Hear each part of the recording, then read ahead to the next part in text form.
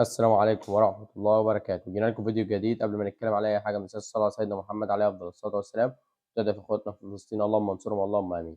النهارده معانا شوية أخبار كده عايزين نتكلم عليها. أول خبر معانا إن كان في جلسة جمعت مسؤولين نادي الزمالك امبارح ووكيل أعمال محمد شحاتة للتفاوض معاه للتجديد لنادي الزمالك والبقاء في نادي الزمالك، إن عشان اللاعب جاله عروض أوروبية من الدوري الروماني باين، مش متذكر الدوري الكرواتي والدوري الأوكراني، تمام.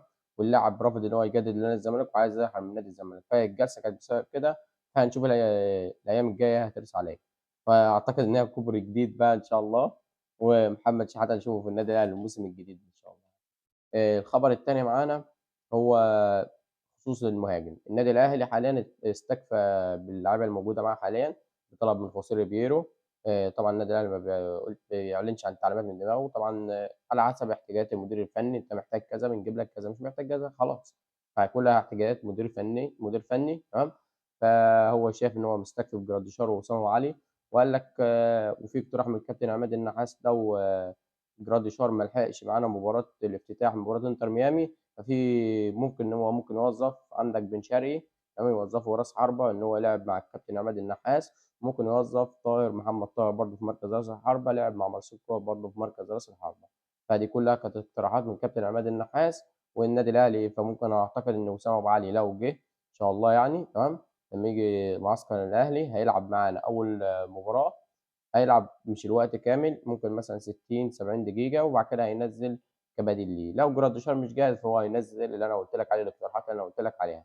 ده بالنسبة للخبر التاني معانا. الخبر التالت معانا وسام أبو علي امبارح خلص مباراته مع منتخب فلسطين، وللأسف منتخب فلسطين لم ينجح للتأهل لكأس العالم من المنتخبات. فأتمنى كل التوفيق لمنتخب فلسطين في الفترة الجاية. وسام أبو علي سافر النهارده أمريكا، وهو اللاعب هينضم لمعسكر النادي الأهلي النهارده. هيوصل أمريكا النهارده إن شاء الله، بس هو هياخد راحة سلبية النهارده بعد رحلة السفر الطويلة من فلسطين لأمريكا، رحلة سفر طويلة تمام. فهو هياخد راحة سلبية النهارده وهيتمرن للتمارين، هيرجع يتمرن مع الفريق بداية من بكرة إن شاء الله، تمام. نتمنى كل التوفيق لوسام أبو علي إن شاء الله. معانا مرتضى منصور أعلن النهارده وقال لك يوم الأحد الجاي هيفضح لجنة الدلاديل اللي سمحت إن زيزو يمشي النادي الأهلي مجانا. هو قالها بالظبط كده. هيفضح لجنة الدلاديل اللي سمحت إن زيزو يمشي مجانا، تمام. أنا ما بقولش حاجة من عندي.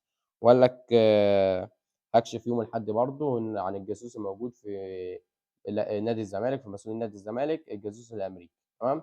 فشكلها هتولع كده يوم الأحد. شكلها هتولع، مرتضى منصور هيولعها. الخبر الخامس معانا، نادي الزمالك يسعى حاليًا للتعاقد مع محمد شريف. زي ما قُلت لك قبل كده إن نادي الزمالك يسعى للتعاقد مع محمد شريف، ومحمد شريف كان منتظر إنه رَد النادي الأهلي، والنادي الأهلي خلاص مش محتاجه. فهو ما فيش يعني حاجة صعبة إن هو ينتقل لنادي الزمالك، فممكن في أي وقت نلاقي محمد شريف في نادي الزمالك، تمام. الخبر السادس معانا فيستون مايلي، تمام.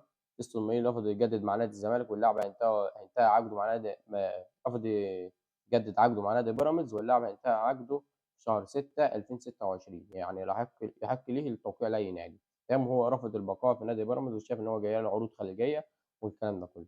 فهو نادي بيراميدز يسعى حاليًا للتعاقد مع مين؟ فكر معايا كده، أسيبك ثانيتين تفكر معايا.